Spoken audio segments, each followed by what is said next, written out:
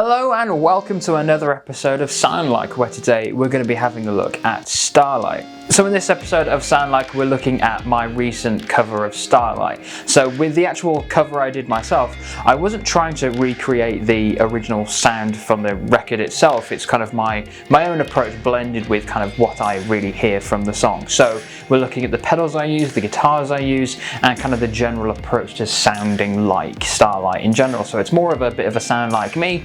I really like the sounds that I kind of got for my cover of Starlight, so hopefully you'll like this too. Before we dive into it, the guitars I'm going to be using for this episode are going to be my Manson MA Evo and also my Fender Tele. I'm going to be bouncing between the two depending upon the kind of sections that we're talking about. I've got some interesting observations as to kind of the sound of the original version of Starlight and kind of what I believe actually makes for a good guitar or a good type of sound for the song in general. But before we dive into it, don't forget to like, share and subscribe and hit the bell to not miss out on any of my content. And with all that out of the way, let's get going. So the first sound we're going to be looking at for Starlight is the Sustainer intro. In terms of the pedals that we're using here, it's very straightforward. It's just a bit of overdrive and some delay tapped in with the song itself. With it being a Sustainer part, it's actually quite critical that you either have a Sustainer or Sustainiac pickup in the guitar or have an EBow or some way of kind of keeping that string resonating so you've got that note going throughout the entire way.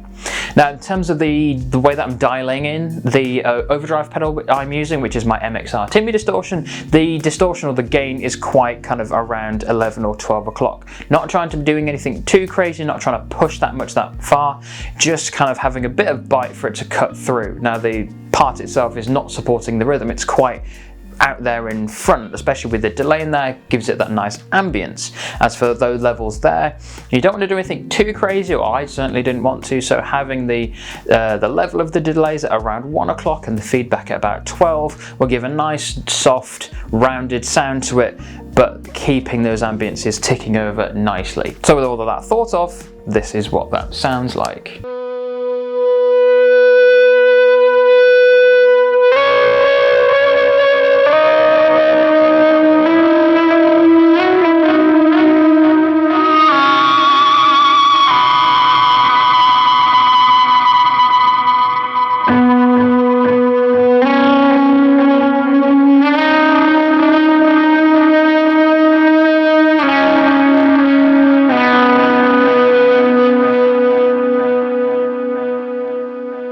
So there's a few ways of playing that part. It really depends on how you really want to take the Sustainer pickup, if you want to have it on the high resonances or keep it down low or kind of a blend of the two.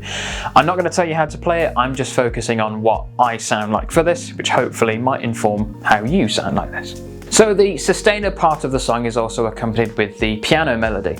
In the original, that is a piano that's doing it. In my cover, and the way I'm now starting to do my covers by removing the guitar, I also removed the piano section, so I actually decided to play that piano part with the guitar as well. Now my approach for this particular section is not a million miles away from the Sustainer part. I'm still using the Timmy Overdrive, but I'm taking the gain down a lot more to around about 9 o'clock, maybe even 8 o'clock.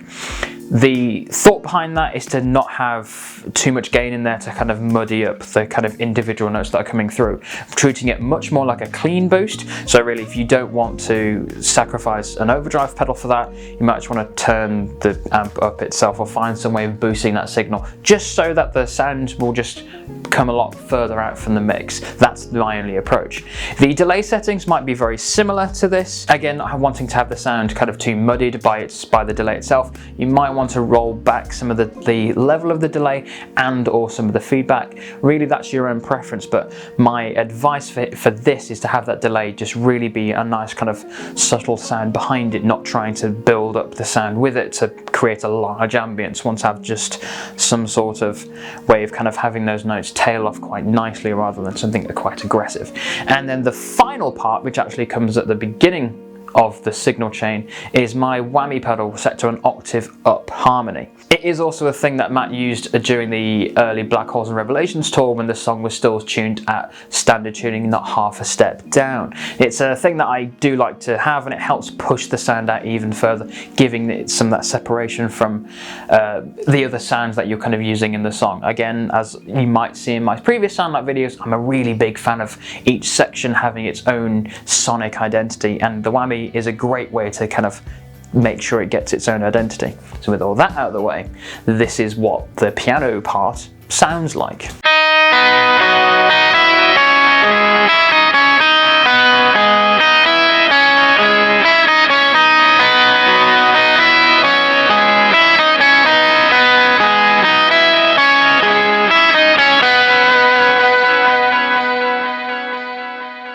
So now we're going to move on to the pre-chorus.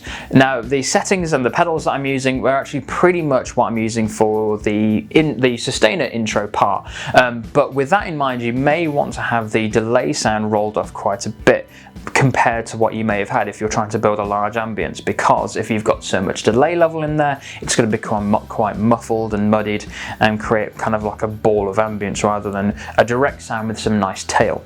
So you may want to keep that delay level around 12 o'clock so that your original dry sound can come through and the wet sound of the front of the pedal and the delays are kind of just tailing off quite nicely, allowing that initial sound to come through most strongly of all. So in terms of the guitar that I'm using for this, at the moment it still doesn't really quite matter out of the two that I'm demonstrating. Obviously the Manson has a humbucker that's quite chunky and powerful, and the Tele has a P90 which is a lot more, well, P90-ish. It's a personal preference really in terms of what you'd want to go for at this point.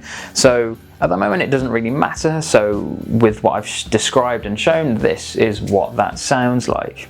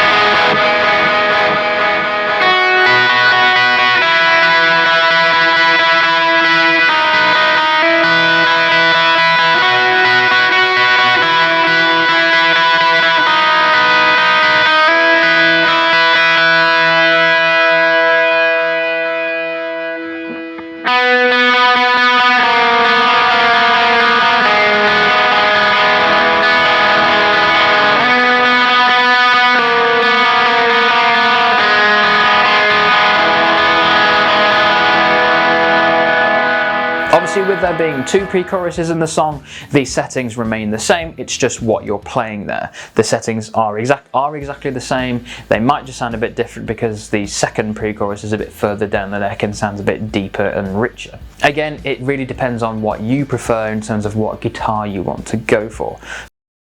So the chorus of Starlight is where things get the most open to interpretation, if you ask me, throughout the entire song. With a lot of my previous Soundlike videos, especially with my Boss ES8, I've described a lot of the rhythm tones that I'm using as having one drive pedal on either side of the stereo field, and here is no exception. On one side is my Timmy Overdrive with the same settings we've had previously, with the gain at around 12 o'clock, or 1 o'clock if you're feeling a bit more daring. And the other side is my Boss OS2, with the overdrive or distortion control leaning quite heavily over to 9 o'clock. For the moment, that control is leaning quite heavily over to 9 o'clock just because that's how I'm feeling, because I do see this part of the song as quite open to interpretation. That control can move around quite freely. There's absolutely a reason or a kind of belief to just have it as an out-and-out distortion sound, and it will work quite well. And also the same is said for having two very similar kind of overdrive signals or overdrive sounds, and that is just as viable as well. It really is up to you with how you want that to have, but my main message for this part of the song is just to have a really big sound that you feel that is actually really going to fit. I distortion sound paired up with that overdrive sound from the Timmy Overdrive would be kind of best, but at the moment I'm kind of enjoying experimenting with having two overdrive sounds and seeing how different they are to really thicken out that sound. Now, as for the guitar that's being used for this section, to my ear, the original recording of Starlight, the guitars used are being played with P90 pickups. I would imagine it was either Matt's Mirror Manson or the original Chaos Manson. I've had a lot of time listening to what P90 pickups sound like, and Starlight really desperately does sound like the chorus guitars, at least, are being played through P90s. They sound a lot more kind of ragtag and a lot more dirtier than a humbucker, which is a lot kind of fatter and stronger. I do like that P90 tone, so when it came to doing the recording of this, the loudest guitar that you can hear in my cover is my Tele with its P90 pickup in there as well. So with that in mind, I'm now going to play you the choruses from both guitars. The pedals and the settings stay exactly the same, only the guitars are going to change. This will give you an idea about kind of just how different P90 and humbucker pickups can really be.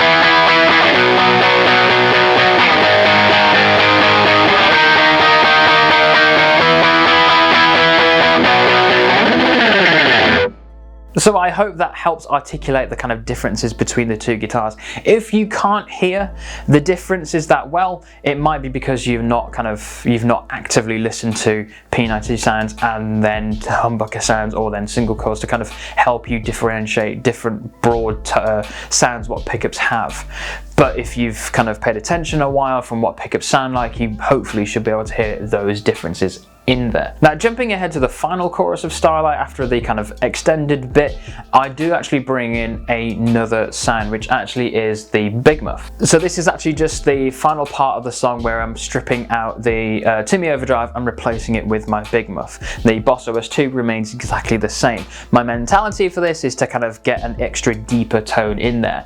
It is not vital, it's just an option I like to have.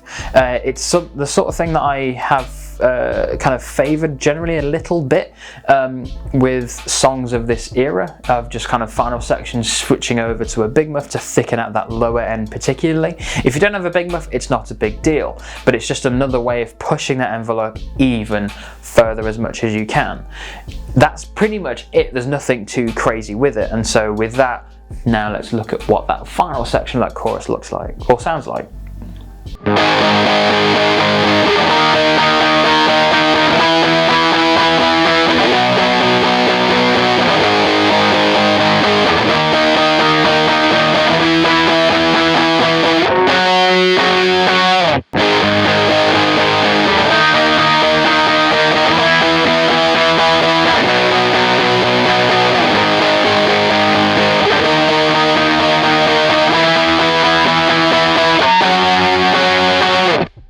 So after the first chorus of Starlight, we bring the sound very much way down in a massive contrast from that big chorus sound to something a lot smaller and a bit more intimate. There's a couple of ways you could approach your playing for this. So in terms of the pedals I'm using for this section, I'm using my Timmy Overdrive, my Phase 90 and some delay. I'm also using my volume pedal to help strip out quite a lot of the gain from the guitar which is going into the board, which helps strip out even more of that kind of driven tone.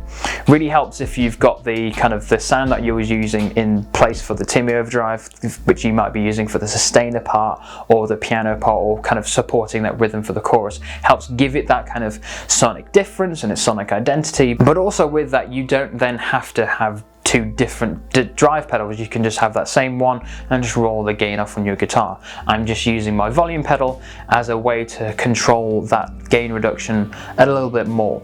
So with what that's kind of doing there, the delay is tapped into the same amount of BPM from the song. The Phase 90 is really the only new addition in there, just to give some slight slow modulation. The Phase 90 is on its slowest possible setting. Now in terms of what you want to do on the guitar here, it's really up to you. There's an argument to keep on the bridge pickup, and there's a very good argument to switch over to the neck pickup.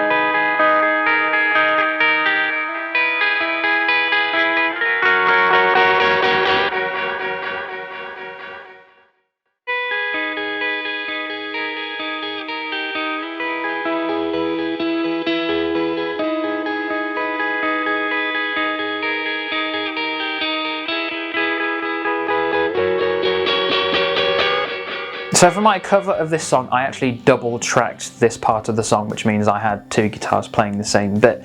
My approach was broadly the same from them, to keep it a quite, low gain, nice ambiences in there, and I only double tracked the guitars just to really thicken that sound out.